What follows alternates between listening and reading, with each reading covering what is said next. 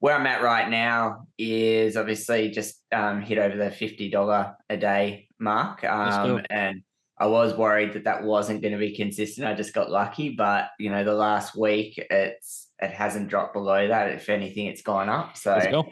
VFAT's definitely been the key to that. Are you mostly ETH stuff on VFAT?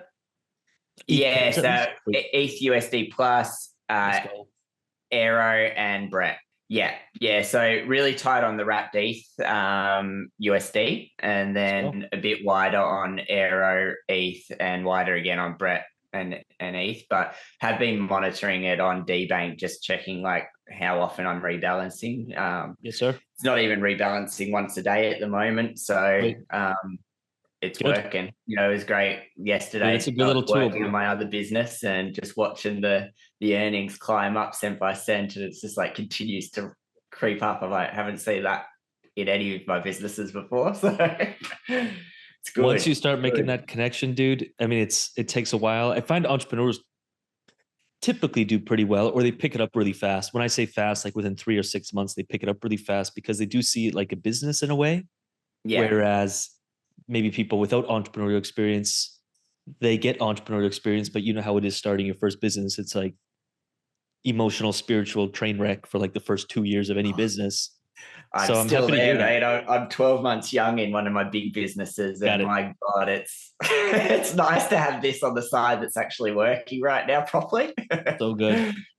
There's actually something behind that. Having like I try to cover my lifestyle for things, income sources outside of the main business. It actually helps me make longer term decisions. And like sometimes we'll have someone who wants to pay us a lot of money to consult with them and fast track, and like it feels good to just say no, you're not a good fit, or we don't need the money. And to me, I'm like, I think there's a lot of power in that. So it's kind of cool how you're building up another income stream, it sounds like. So you can clearly see where your capital is. You've got access to it at all times. Like that's what I love about it. It's not really sinking money into a business, because if you actually do need the money, you can still pull it out if you need to.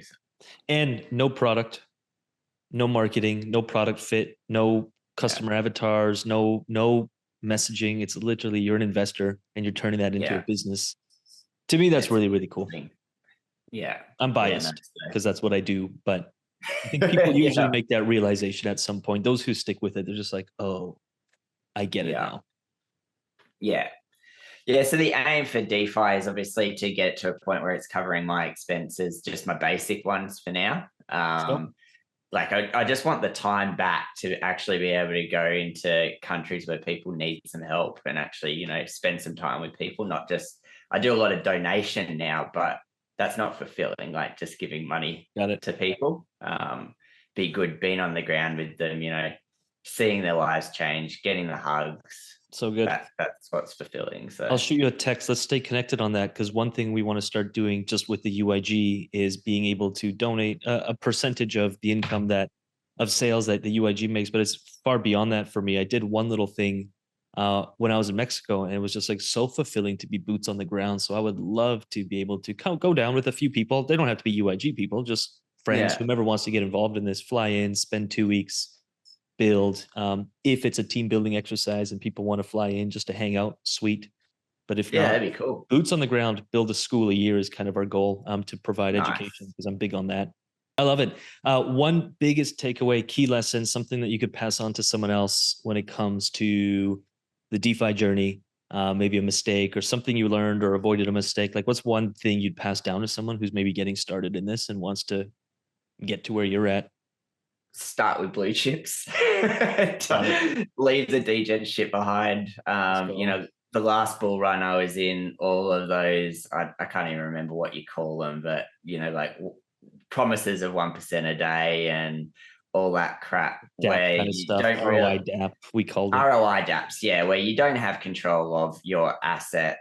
You're literally encouraged to keep compounding, so you never pull out your ROI, even though you've got the world of promises that it's going to be around for 12 months, blah, blah, blah. $16 billion. They never are. 12 months. So, just stick to stuff that you got control of your assets the whole time.